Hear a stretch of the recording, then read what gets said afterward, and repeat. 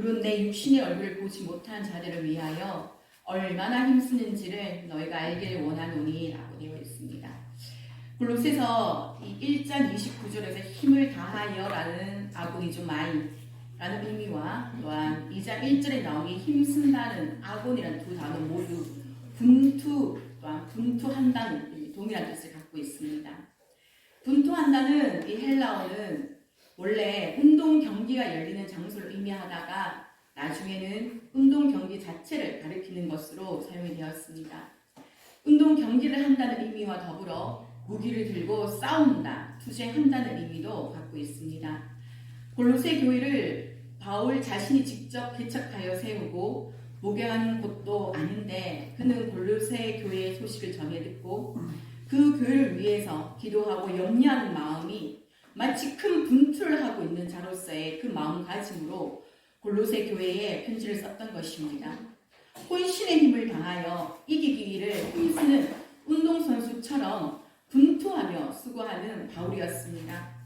바울은 비단 골로새 교회뿐만 아니라 그의 서신서 곳곳을 보시면은 분투, 전력, 노고, 힘서, 열심 등과 같은 용어를 쉽게 찾아볼 수가 있습니다. 이런 용어들은 바울을 떠올릴 때 중요한 이미지가 되었습니다. 바울은 로마 교를 향해서도 권면하기를 복음을 향해 힘쓰는 자들이 되기를 로마서 12장 11절부터 13절에서도 당부합니다. 11절에서 부지런하여 게으르지 말고 열심을 품고 주를 섬기라고 하고요. 또한 12절에서 소망 중에 즐거워하며 환난 중에 참으며 기도에 항상 힘쓰라고 하고 있습니다. 13절에서도 성도들을 쓸 것을 공급하며 손 대접하기를 힘쓰라는 권면을 합니다. 그는 이기기 위해 혼신의 힘을 다하는 운동선수처럼 주님을 섬기는 것도 기도하는 것도 손 대접하는 것도 분투하는 자세로 임하였습니다. 주님을 위해 대충이라는 것, 어설프게 한다는 것, 얼렁뚱땅 땡쥐식의 사역은 바울에게는 없었습니다. 교회를 위해서, 복음을 위해서 이렇게 분투하는 자처럼 힘쓰라는 이 말씀 생각해보면 우리는 이 말씀대로 살아가는 것에 대해서 이상적으로 보는 것은 아닌가 하는 생각이 듭니다. 나에게는 적용되기 힘든 열심, 나의 상황에서는 옆으로 비켜내어야 할 힘씀으로 우리가 흘려버릴 수도 있습니다. 사랑하는 여러분은 어떤 일에 가장 분투하고 계십니까? 어떤 일에 가장 열심을 내고 있습니까? 여러분은 어떤 목표를 향해서 땀을 흘리고 최선을 다해서 이기려고 용을 쓰고 계십니까? 저는 2주 전에 라오디게아 교회에 관한 말씀을 나누면서 열심, 젤로스를 언급했었습니다. 열심이라는 헬라어 젤로스는 하나님의 뜻을 수행하려는 열중하는 자세, 태도를 의미하는 것이라고 했습니다. 하나님의 뜻을 이루어가려는 열렬한 열중, 뜨거운 열정, 끌어오르는 쉽지 않은 열심입니다. 이 젤로스에서 열심 당원들의 그룹을 신약시대의 젤롯당이라고 부르게 된 것입니다. 젤롯 당원들은 무력으로 하나님의 나라가 임하기를 바라면서 옆구리에 칼을 차고 다녔던 자들입니다. 잘못된 열심을 보여주는 자들이죠. 바리새인들도 율법을 지켜내리라는 열심은 대단했습니다. 그들은 잘못된 열심이었습니다. 하지만 그들은 하나님을 향한 열심이 많을수록 오히려 하나님의 뜻과는 점점 더 멀어져만 갔습니다. 그들은 하나님을 위한다는 그 열심 때문에 오히려 예수님을 배척했습니다. 결국 그들의 열심과 열정이 예수를 못 받게 했습니다. 잘못된 열심을 내었던 자들입니다. 빌립보서 3장 6절을 보면 바울이 회심 이전의 자신을 언급하면서 열심으로는 교회를 박해하던 자라고 했습니다. 바울의 이 잘못된 열심은 교회를 핍박하던 자가 되어서 스데반 집사의 죽음을 당연히 여기던 그런 열심을 가졌던 자였습니다. 바울은 율법과 조상의 전통에 대한 열심을 품은 바리새인으로서 종교적인 열심 당원으로 유대교의 열광주의자와 같았습니다. 그런 그가 예수를 만나고 나서야 이 열심의 방향성이 올바르게 잡혀졌습니다. 이 열심이라는 이 에너지가 잘못된 방향으로 흘러갈 때 그 열심은 무서울 정도로 대단한 괴력을 갖게 됩니다. 괴물이 되어버리는 것입니다. 올해 지난달 11월 초쯤에 제가 월드컵 스타디움에서 신천지 수료식이 있는 그날 제가 저녁에 상인동에 있는 저희 언니의 집을 가기 위해서 그 도로를 지나가고 있었습니다. 낮에 그곳에 그런 행사가 있다는 것을 인터넷 뉴스를 통해서 들었는데 저녁에 막상 그곳을 지나갈 때는 잊어버리고 가수 싸이가 콘서트를 왔는가 하는 생각이 들 만큼 어마어마한 인파와 양옆으로는 관광버스가 줄을 지어 기다리고 있었습니다. 그런데 자세히 보니 위에는 흰색, 아래는 검정색을 입은 자들이 눈에 많이 띄었습니다. 아차, 바로 신천지 수료식이 끝나서 해산하는 시간이었던 것입니다. 저는 그 광경을 처음 보았는데 엄청난 정말 제 개인적으로 충격과 또한 큰 도전을 받았습니다. 잘못된 방향으로 엉뚱한 곳으로 열심이란 에너지가 흘러가서 이단과 사이비로 흘러갈 때 불쌍하고 괴기스러운 역겹고 토할 것 같은 상황을 만들어 버립니다. 그때 저는 제 속에서 견딜 수 없는 뜨거운 울분이 올라오는 것을 느꼈습니다. 그 신천지에 속한 사람들에 대한 불쌍한 마음, 안타까운 마음과 함께 이 원수 마귀를 향한 분노가 섞인 마음이 솟구쳐 올라왔습니다. 그래서 제가 정말 저도 모르게 창문을 내리고 밖에 막 소리를 질렀습니다. 여러분, 거기에는 구원이 없습니다. 거기에는 가짜입니다. 여러분, 빨리 거기서 나오셔야 됩니다. 라고 제가 창문을 내리고 정말 막 그렇게 외쳤습니다. 그렇게 하지 않으면 제 신앙의 양심이 가책이 되어서 가만히 있을 수가 없겠더라고요. 저 옆에 있던 제 딸이 엄마 너무 부끄러우니까 제발 그렇게 하지 말라고, 창문을 제발 내려달라고 그러는 것이었습니다. 그날 저는 참 많은 것을 생각했습니다. 우리가 이단 사이비를 욕하지만 여러분, 우리의 열심은 어디에 있습니까? 하나님이 나에게 주신 열정을 나는 누구를 위해서 어떻게 쓰고 있는지 우리가 확인해 볼 필요가 있습니다. 하나님께서 인간을 만드실 때 분명 열정과 열심과 열중과 힘쓰는 에너지를 우리 안에 넣으셨습니다. 하나님을 향하여 올바르고 거룩한 열정으로 불타오르라고 우리 안에 이 에너지를 집어넣으셨다고 생각합니다. 그런데 우리는 창조주의 선하신 목적을 알지 못하고 내 자아가 원하는 대로 이 뜨거운 열정을 여기저기 쏟아버릴 때가 참 많습니다. 하나님께서 주신 에너지를, 그 열정을 그렇게 함부로 다 쓰지 마십시오. 그 에너지, 그 열정마저도 하나님이 나에게 맡기신 것입니다. 나의 열정, 나의 힘이 아니라 이것마저도 하나님의 것임을 인정하시기 바랍니다. 아름다운 열심은요, 선한 힘으로 반드시 작용하는 힘을 갖고 있습니다. 사람들을 역동적으로 만들어가는 불씨와 같은 중요한 동력이 됩니다. 고린도후서 9장 2절을 보면 고린도 교회가 예루살렘 교회를 그들의 어렵고 힘든 환경 속에서 이 헌금을 모아 물질로 도와준 이 기특한 일에 대해서 바울이 이렇게 칭찬을 합니다. 너희의 열심이 퍽 많은 사람들을 분별하게 하였느니라. 너희의 열심이 퍽 많은 사람들을 분발하게 하였느니라. 우리가 내는 이 거룩한 열정, 이 거룩한 열심은 반드시 이웃에게, 나의 동료에게 선한 도움이 되어서 그도 역시 동일한 열심을 낼 수 있는 자로 촉진케 한다는 것입니다. 이것이 선한 영향력이고 진정한 동력자로서 함께 일을 한다는 자부심을 갖게 합니다. 서로를 분발하게 하는, 정말 서로에게 거룩한, 정말 열심의 어떤 분발의 동력이 되어주는 자들이 되어주시기를 부탁드립니다. 우리 교회 안에 사람들을 분발하게 하는 영향력을 미치는 아름다운 열심, 이 선한 열정을 가진 자들이 많이 일어나기를 간절히 기도하고 있습니다. 올바른 열심은 나의 동료를 반드시 선한 길로 이끕니다. 왜냐하면 그 속에 그리스도의 생명이 있기 때문입니다. 그래서 우리 한 명 한 명의 열심과 열정이 중요한 것입니다. 가끔씩 저희 가슴을 뜨겁게 하는 하나님을 향하여 열중하는 자들의 아름다운 이야기를 듣거나 볼 때가 있습니다.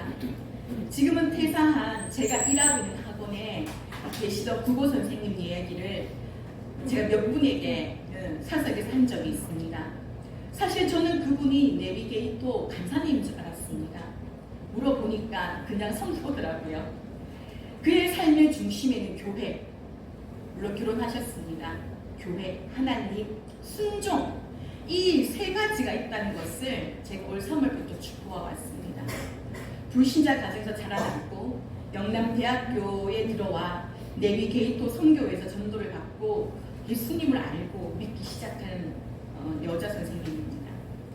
그런데 교회에서 어떤 일을 하냐고 제가 이제 물어보니까 반주, 찬양팀에서 싱어, 율동, 또한 성경 공부 그룹의 조장, 그리고 청소년부 교사님, 최소 5가지 이상은 하는 것입니다. 30대인데 한창 세상을 향해서 에너지가 분출된 나이인데 교회 안에 갇혀 있기 싫다라고 소리 지를 만한 나이인데 그 젊음의 열정을 자신이 몸담고 있는 주님의 그 몸된 교회 안에 그의 열정을 다 흘러보내고 있는 그 아름다운 에너지를 저는 보았습니다. 외모도 참하고 말도 참 예쁘게 하고 성품도 예쁜 자매입니다. 내비게이터는 이 말씀 암송을 굉장히 강조하는 선교단체라고 저는 그렇게 알고 있는데요.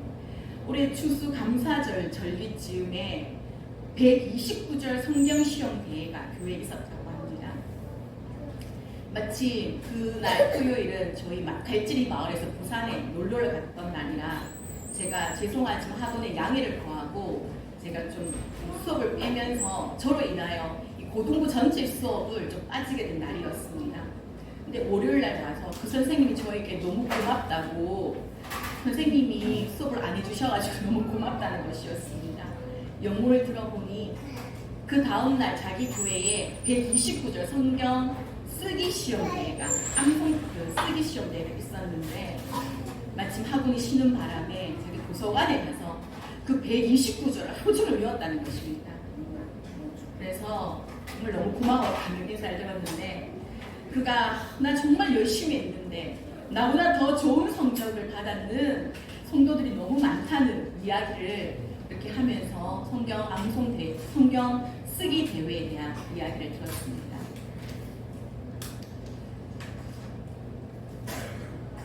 저는 정말 그분의 이야기를 듣고 정말 이 죄악 많은 세상에 교회에 희망이 있느냐라는 말을 가끔씩 듣는 이 세상 속에서 이런 정말 적인 시대 속에 아직도 이런 순전한 성도가 있다는 것이 너무 놀라웠고 너무나 감사했습니다.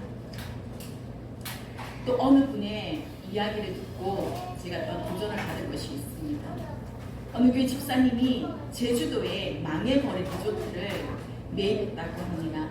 사람들이 오지 않는 망해버린 리조트를 사서 부부가 열심히 다시 개조하고 예쁘게 살렸다고 합니다. 사람들이 와서 북적대고 즐기는 리조트다운 리조트로 된 것입니다.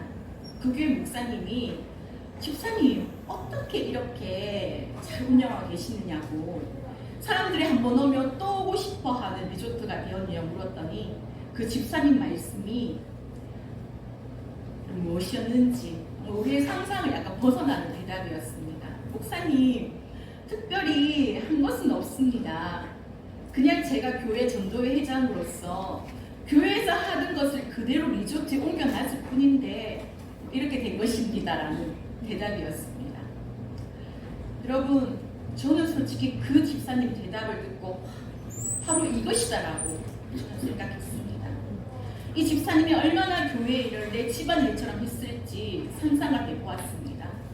전도에 분열이 없도록 어찌든지 화합해서 섬기고 구제하고 봉사하면서 남을 돌아보고 남을 챙기고 교회를 살펴보고 교회를 위해서 기도하던 그 열심히 습관이 되어버린 그 아름다운 열심을 삶의 현장에 그대로 옮겨 놓았더니 형통의 길이 열리더라고요.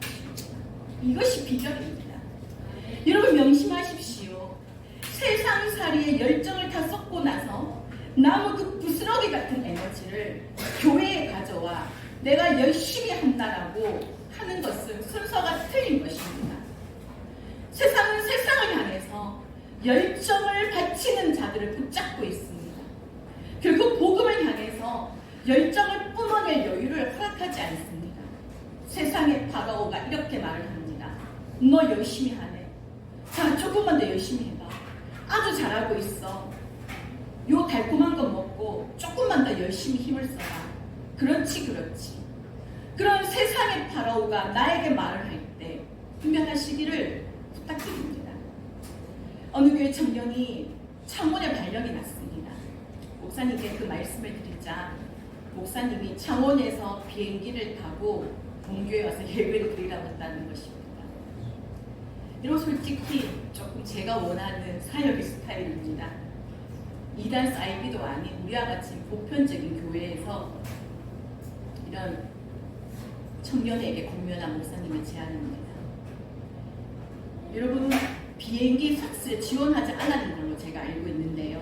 근데 그 청년이 진짜로 창원에서 자기 본교회까지 매주일 아침에 비행기를 타고 와서 예배를 드리고 교회의 모든 봉사와 섬김을 마치고 다시 또 창원으로 내려갈 때는 뭘 타는지 모르겠지만 내려가는 이 순종의 열심을 냈다는 이야기를 제가 들었습니다.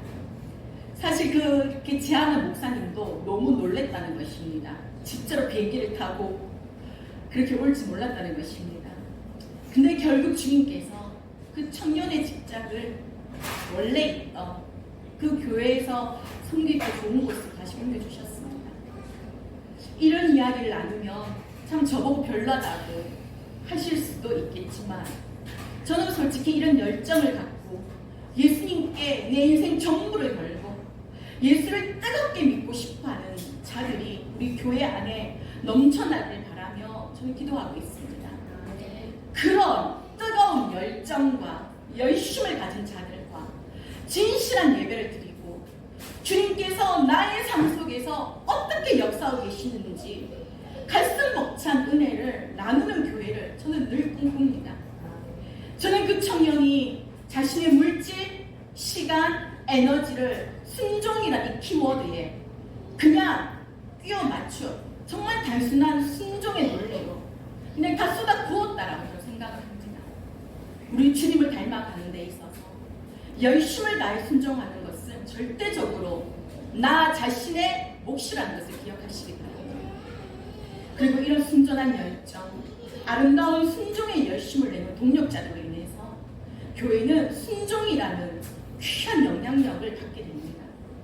저는 이런 열심과 열정을 내는 자들이 먼저는 저의 가족, 저희 남편과 자녀가 되기를 진심으로 원합니다.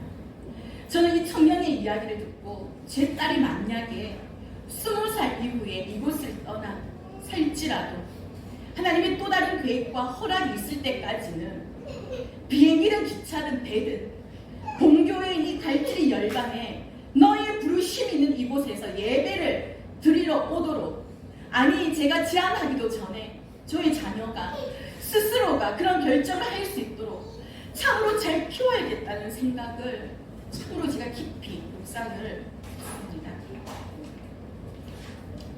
저는 오늘 말씀 제목을 성숙한 열심이라고 정했습니다. 2024년 새해를 생각할 때 사람들은 저마다 개인적인 목표와 목적을 이루기 위해서 많은 것들을 세웁니다. 크리스찬이라면 새해 목표에 주님을 위해서, 교회를 위해서, 신앙을 위한 것이 최소 한 가지는 있어야만 합니다. 개인적으로 저는 우리가 2024년에 성숙한 열심을 가진 아름다운 교회가 되자고 감히 공면합니다. 성장하고 성숙하는 것은 살아있다는 증거입니다. 우리의 신앙이 건강하다면 성숙이라는 자리에 이르러야 합니다. 내가 급하고 아쉬워서 그러할 때마다 살려주세요 주님, 도와주세요 주님이라고 기도하면서 그렇게 조금의 열심을 내어보면서 주님의 그 무서운 회초리는 피하고 싶어하는 그런 신앙의 영역도 있습니다. 그러나 그것은 성숙한 신앙생활은 아닙니다. 예수님은 우리의 액세서리가 아니시고 예수님은 우리의 호신용이 되는 그런 방패마개도 아니십니다. 우리가 필요할 때 꺼내어 쓰고 우리가 바쁘고 환경이 괜찮고 별일 없을 때는 어딘가에 넣어두었다가 잊어버리는 그런 분이 결코 아니라는 것입니다. 영상을 보다가 조혜련 씨가 그 강호동 씨랑 친구라고 하는데 그 강호동 씨가 조혜련 씨에게 했는 말이 있는데 제 마음이 너무 울컥한 은혜가 있어서 제가 적어와 봤습니다. 강호동 씨가 했는 말입니다. 혜련아, 인생에는 성공과 실패만 있지? 그런데 아니야. 인생은 성공과 실패가 아니라 성공과 과정만 있어. 실패는 실패가 아니라 실패는 성공을 향한 과정일 뿐이야. 제가 이 말을 듣는데 어떻게 은혜가 되더라고요. 우리도 예수 잘 믿고 싶은데 이렇게 저렇게 실패할 수 있습니다. 그러나 과정입니다. 우리는 성숙을 향한 이런저런 크고 작은 과정을 보내고 있는 것입니다. 중요한 것은 이 과정 속에서 성숙의 모습으로 조금씩 변화되어지고 있느냐는 것입니다. 실패와 실수를 털고 이 과정이 성숙이라는 보석으로 승화될 수 있도록 자리를 털고 일어나 전심전력으로 살아가는 것이 중요합니다. 그렇다면 우리가 어떻게 성숙한 열심을 가진 자가 될 것인가에 대해 저는 특별히 우리가 맡은 직분에 대해서 말씀을 나누고 싶습니다. 저희 교회는 직분자 수련회라든지 직분자 세미나 같은 것은 사실 없습니다. 그래서 잠시 제가 말씀을 통해서 나의 직분을, 우리의 직분을 한번 되새겨 보고자 합니다. 나는 직분에 합당한 자리를 갖고 있는지, 어떤 어떤 열심을 갖고 있는지에 대해서 한번 생각해 보기를 원합니다. 먼저 교육자들과 관련된 말씀으로 바울서 신의 감독에 관한 말씀을 제가 읽어드리고자 합니다. 디모데전서 3장 2절부터 보면 감독의 자격, 감독의 자질에 대한 기준을 제안합니다. 책망할 것이 없으며 한 아내의 남편이 되며 절제하며 신중하며 단정하며 나그네를 대접하며 가르치기를 잘하며 술을 즐기지 아니하며 구타하지 아니하며 오직 관용하며 다투지 아니하며 돈을 사랑하지 아니하며 자기 집을 잘 다스려 자녀들로 모든 공손함으로 복종하게 하는 자라야 할지며 사람이 자기 집을 다스릴 줄 알지 못하며 어찌 하나님의 교회를 돌보리요 외인에게서도 선한 증거를 얻은 자라야 할지니 굉장히 마음에 많이 찔립니다. 디도서 1장 7절 이하를 한 번 더 읽어드리겠습니다. 감독은 하나님의 청지기로서 책망할 것이 없고 제 고집대로 하지 아니하며 급히 분내지 아니하며 술을 즐기지 아니하며 구타하지 아니하며 더러운 이득을 탐내지 아니하며 오직 나그네를 대접하며 선행을 좋아하며 신중하며 의로우며 거룩하며 절제하며 미쁜 말씀의 가르침을 그대로 지켜야 하리니 라고 했습니다. 사실 저부터 너무너무 기준에 미달입니다. 돈을 사랑하고 있고 화내기를 좋아하고 있습니다. 그러나 주님이 원하시는 것은 끊임없는 전진 속에서의 성숙입니다. 저는 제사된 자로서 이 말씀을 맡은 자로서 중요한 것은 하나님과 이 회중을 이어주는 제사장적인 역할이라고 생각을 합니다. 강대상에서 전하는 말씀이 거짓이 되지 않도록 말씀과 삶의 간극이 좁혀지는 삶이 되도록 말씀을 삶으로 녹여내는 성숙함이 우리에 뒤따라야 한다고 생각을 합니다. 뼈를 닦는 노력을, 살을 애는 고통도 견뎌내야 합니다. 높은 곳에 올라서 사랑이라는 청개 눈을 가지고 교회를 볼 수 있어야 되고 교회를 살필 수 있어야 되고 사랑이라는 청개 눈을 가지고 우리 성도들을 볼 수 있는 그런 성숙함이 참으로 저와 우리 교육자들에게 필요하다고 생각을 합니다. 최근에 이 교회의 어떤 트렌드라고 할까요? 제가 너무 충격적인 이야기를 들었는데 서로 어느 교회에 부교육자, 큰 교회겠지요. 부교육자들이 노조를 만들었다는 것입니다. 수요 예배는 근무 시간 이외에 해당되는 것이기 때문에 수당을 달라고 하는 요청이 있었다고 합니다. 또 다른 교회에서는 전도사님이 6시에 퇴근인데 요 정도의 모임이 있어서 6시 이후에 잡혔다는 것입니다. 6시에 잡혔는데 이 담당 전도사님께 이 전도회 회장님이 기도를 좀 부탁을 했습니다. 그러나 그 전도사님이 6시가 퇴근 시간인데 6시가 넘어서는 근무의 시간이어서 제가 기도회 주로 갈 수 없다고 너무나 당당히 거절을 했다는, 제가 그 얘기를 듣고 너무 놀랐습니다. MZ 세대들이 들으면 놀라지 않을 수도 있겠지만 이들의 이 태도는 세상의 상식과 세상의 법으로 따지는 것이나, 그러나 주의 일은 그렇게 하는 것이 아닙니다. 앞서 언급한 이 두 분은 예수를 위해 일하는 것이 무엇인지 전혀 알지 못하는 자들입니다. 세련되어 보이는 세상의 상식과 합리적인 이성을 교회 안으로 가져와 교회를 힘들게 하는 자들입니다. 우리 주님의 수고와 섬김만이 우리의 기준이라고 저는 그렇게 생각을 합니다. 그 다음으로 우리 집사님들과 성도님들과 나누고 싶은 말씀은 디모데후서 3장 8절부터 나옵니다. 정중하고 일부 이언을 하지 아니하고 술에 임박이지 아니하고 더러운 일을 탐하지 아니하고 깨끗한 양심에 믿음의 비밀을 가진 자라야 할지니 여자들도 이와 같이 정숙하고 모함하지 아니하며 절제하며 모든 일에 충성된 자라야 할지니라. 한 아내의 남편이 되어 자녀와 자기 집을 잘 다스리는 자일지니 집사의 직분을 잘한 자들은 아름다운 지위와 그리스도 예수 안에 있는 믿음의 큰 담력을 얻느니라. 아멘. 집사 직분을 잘 감당한 이 자들의 이 아름다운 열매가 이 13절에 나오는 이 말씀대로 아름다운 지위와 믿음의 큰 담력이 있습니다. 우리 주님이 선물로 주시는 것입니다. 이 축복을 꼭 받으셔서 행복한 집사님, 행복한 성도님들이 되시기를 진심으로 바랍니다. 주님이 쓰시고자 하는 분의 조건은 무엇일까요? 저는 순종의 열정이라고 생각을 합니다.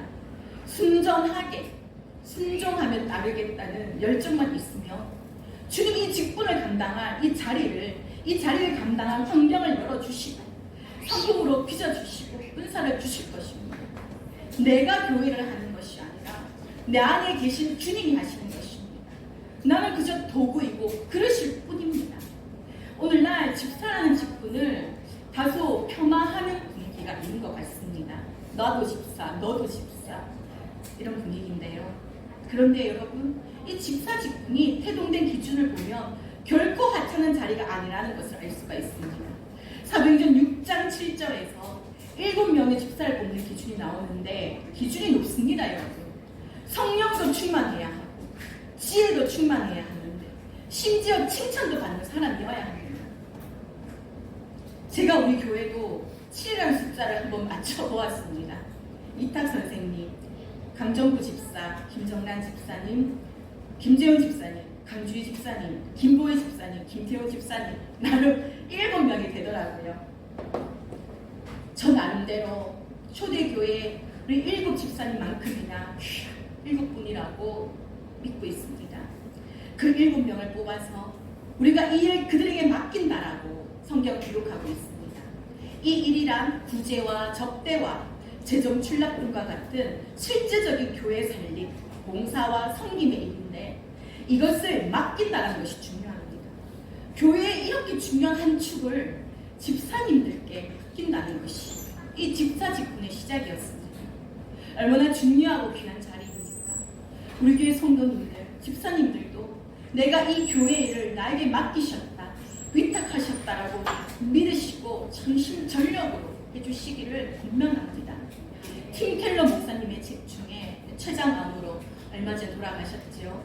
그분이 이제 돌아가시고 번역된 제목 중에 하나가 집사를 말하다라는 신간책이 나왔습니다. 그분이 이렇게 집사님에 대한 어떤 글을 쓰면서 이런 대목이 있습니다. 우리 주님은 집사의 사역을 하셨다라는 구절이 있습니다. 우리 주님도 집사의 일을 하셨다. 집사가 헬라어로 디아콘인데요. 이 뜻이 밥상 머리에서 시중을 들다라는 뜻입니다. 집사의 뜻이 이 밥상 머리에서 시중을 들다는 뜻인데 넓게는 머슴처럼 겸손하게 남들을 섬긴다는 의미입니다. 근데 이 디아콘이라는 이 단어가 섬긴다는 헬라어 디아코네에서 왔고 같은 맥락 속에 있습니다. 예수님의 인자가 온 것은 섬김을 받으려 함이 아니라 도리어 섬기러 오셨다고 마가복음에서 말하고 있습니다. 바로 그 섬긴다는 디아코네어 쓰여졌습니다. 우리 주님이 이 땅에 우리에게 시중 들러오셨던 것입니다. 너를 섬겨주려고, 너의 집사가 되어주려고 오셨다는 것입니다. 스데반 집사님의 이 순교를 아실 것입니다. 우리의 최종 목표는 그리스도를 위해서 죽는 것입니다. 바울이 그렇게 분투하는 열심이 주님을 섬길 수 있다는 것은 언제든지 주를 위해서 죽을 각오가 되어 있었기 때문에 분투하고 투쟁하는 마음으로 그렇게 교회를 돌보았던 것입니다. 저는 우리 교회에 이런 스데반 집사님 같은 분들이 있기를 진심으로 원합니다. 마지막으로 청년들과 저는 시편 110편 3절 말씀을 나누고 싶습니다. 주의 권능의 날에 주의 백성이 거룩한 옷을 입고 즐거이 헌신하니 새벽 이슬 같은 주의 청년들이 죽게 나옵니다. 여러분, 너무나 아름다운 이 그림이 되는 말씀입니다. 사랑하는 청년 여러분, 그냥 청년이 소중한 것이 아닙니다. 주의 청년들이 소중한 것입니다. 실력 있는 청년들, 호감 가는 청년들, 잘 나가는 청년들, 스펙 있는 청년들, MZ 세대들이 주도하는 그 청년들이 중요한 것이 아닙니다. 과연 그들이 주님의 청년들인가? 그들이 주께로 나온 청년들인가? 사랑하는 청년 여러분, 청년이 중요한 게 아니라 주의 청년들이 중요하다는 것을 기억해 주시기를 부탁합니다. 하나님은 주의 청년들을 찾고 계십니다. 주께로 나오는 새벽 이슬 같은 주의 청년들을 축복하기를 원하신다는 것입니다. 청년들이요, 청년들의 자리를, 그 부르신 그 자리를 지키십시오. 청년들이 아무 대답을 안 하시네요. 한 번 더 묻겠습니다. 청년들이요, 청년들을 부르신 자신의 그 자리를 지키십시오. 네, 들었습니다. 우리 주님이 들으셨다고 믿습니다. 집사님들의 세우신 그 자리를 비우지 마십시오. 집사님들, 안 들립니다. 한 번 더 제가 말하겠습니다. 집사님들이요, 집사님들의 그 세우신 그 자리를 비우지 마십시오. 아멘. 교육자들 있어야 할 자리를 떠나지 마십시오. 아멘. 죄송합니다. 교육자들 제일 적은 것 같습니다. 목소리 한 번 더 하겠습니다. 교육자들이 있어야 할 자리를 떠나지 마십시오. 아멘. 에베소서 4장 11절과 12절을 보시면 그가 어떠한 사람은 사도로, 어떠한 사람은 선지자로, 어떤 사람은 복음 전하는 자로, 어떤 사람은 목사와 교사로 삼으셨으니 이는 성도를 온전하게 하여 봉사의 일을 하게 하며 그리스도의 몸을 세우려 하심이라고 나와 있습니다. 그리스도의 몸을 세우려 하심이라. 주님께서 우리를 다양하게 부르셔서 여러 직분을 주시고 각자의 자리를 만들어 주셔서 책임자로서 세우시는 이유는 바로 이 말씀처럼 이 직분이 우리를 온전하게 해주기 때문입니다. 우리가 교회에서의 책임을 잘 감당하는 것만큼 우리의 신앙이 성장하고 성숙해 나가는 길은 없습니다. 교회를 떠나 있는데 온전케 되는 것은 거짓입니다. 그리스도 안에서 온전해지기를 원하신다면, 아니 온전해져야 하는 우리는 자신의 책임을 감당해내야 합니다. 이것은 개인 신앙의 유익이면서 동시에 공동체의 큰 유익이 되어 그리스도의 이 건강한 몸을 만들어가는 것입니다. 말씀을 마무리하면서 제가 고린도전서 4장 1절과 2절 말씀을 한 번 더 제가 이야기하고 마무리하겠습니다. 사람이 마땅히 우리를 그리스도의 일꾼이요 하나님의 비밀을 맡은 자로 여길지어다. 그리고 맡은 자들에게 구할 것은 충성입니다. 이 일꾼이라는 단어는 성경에 쓰여지는 그 시대에 조금 독특한 단어입니다. 일꾼이라는 단어를 여기서 휘페르테스라고 써놨습니다. 이 단어는 일반적인 일꾼이 아닙니다. 전치사 휘포는 언더, 아래라는 뜻이고요. 헤리타이즈는 그 소리에 맞춰 노젓는 사람들을 말하는 것입니다. 즉 이것은 그 당시 배 밑에서 노를 젓는 노예들을 가리켰던 단어인 것입니다. 큰 배의 배 밑에 노예들이 쫙 일렬로 양옆으로 앉아 있습니다. 양쪽으로 손발에 착고가 채워져 있고 손에는 노가 잡혀져 있습니다. 중간에는 북을 치는 사람이 앉아 있습니다. 노예들은 그 북소리에 맞춰서 북을 칩니다. 배너를 보면은 이런 장면이 있죠.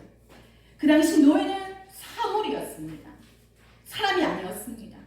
북소리에 노를 맞춰서 노를 젓는 노예들이 내가 왜 끌려왔지? 내가 왜 묶여왔지? 내가 왜 지금 이것을 해야 되지? 채찍을 맞아가면서 내가 왜 지금 여기 있어야 되지? 그들은 그런 생각도 하지 않았을 뿐더러 그 이유도 다 몰랐습니다. 그러나 끌려온 노예들은 복종밖에 없는 자들이었습니다. 바로 그 휘페리테스, 배 밑에서 노를 젓는 노예들, 바로 그리스도의 일꾼으로 지금 바울을 적용하고 있습니다. 우리는 그리스도를 위해서 배 아래에서 그 북소리에 맞춰서 오차 없이 노를 젓는 노예들일 뿐입니다. 우리는 솔직히 그런 노예라고 지칭하기에는 너무 어울리지 않는 주인의 자리에 있습니다. 그 노예들은 이유도 영문도 모른 채 끌려와 그렇게 노를 저으면서 이렇게 저으라면 젓고 저렇게 저으라면 젓고 그것이 다일 뿐입니다. 노예는 다 이해하지 못하고 다 알 수 없어도 그저 복종하는 것, 그저 순종하는 것, 그것만이 필요한 것입니다. 그리고 노예는 자신이 하고 싶은 일을 할 수 없다는 것을 기억하십시오. 자기에게 맡긴 일을 하는 것입니다. 자기에게 맡긴 일을 자기는 것이 충성입니다. 내가 하고 싶은 일만 찾아서 한다면 그것은 충성이 아닙니다. 내가 하고 싶은 일만 찾아서 한다면 그 사람은 노예도 아니요 충성도 아닙니다. 지금 배 밑에서 같은 방향으로 같은 속도로 같은 강도로 노를 으쌰 저어가는 것만 우리에게는 요구되고 있습니다. 사랑하는 여러분, 성숙한 열심은 저는 십자가에 있다고 생각합니다. 성숙해진 자들의 특징을 보면요, 내가 어제보다 뭔가 더 나아지고 있다고 힘주지 않습니다. 성숙해지는 자들은 어제보다 오늘 더 십자가 없이는 살 수 없음을 고백하는 자들입니다. 성숙은 한없이 내가 낮아지는 것입니다. 성숙은 나의 의지, 나의 이성, 나의 이유는 없고 주님만 남는 것입니다. 성숙한 사람들을 만나보면요, 어떻게 그렇게 겸손한지, 어떻게 그렇게 참으로 남을 볼 수 있는 사랑의 청빈을 가지고 있는지 그것이 다르다는 것을 늘 느낍니다. 주님은 우리에게 살도 주셨고 피도 주셨고 다 주셨고 재물이 되어서 우리를 살리셨습니다. 이것이 우리가 쫓아가야 할 성숙의 열심일 것입니다. 2024년에는 우리의 모습 속에서 뿜어져 나오는 그 열심이 마치 우리 주님의 열심을 보는 듯한, 이 시대 속에 사도 바울이 여기 있다라고 하는 그런 열심을 보는 듯한 교회가 되기를 원합니다. 오늘 이 말씀을 나눈 사랑하는 여러분, 2024년에는 우리 멋진 주님의 일꾼이 되어봅시다. 새해에는 새로운 일꾼이 되어봅시다. 성숙한 열심을 가진 주의 일꾼의 해가 되기를 간절히 우리 원하고 한번 애써봅시다. 나를 부르신 소명과 사명의 자리를 어떻게 잘 감당해낼지 기도와 묵상이 있는 올해의 마지막 하루가 되시길 바랍니다. 이 한 해라는 시간의 단위를 하나님이 만드신 이유는 분명 새로운 시간을 주시기 위한, 새로운 일을 하시기 위한 목적 속에 만드셨다라고 저는 믿습니다. 2024년에 우리는 새로운 옷을 입고 새로운 마음으로 이제는 성숙한 자가 되어 나의 동료를 퍽 분발하게 만드는 아름다운 열심을 갖고 살아갈 수 있도록 주님의 충만한 은혜가 우리 모두에게 차고 넘치기를 간절히 축복합니다.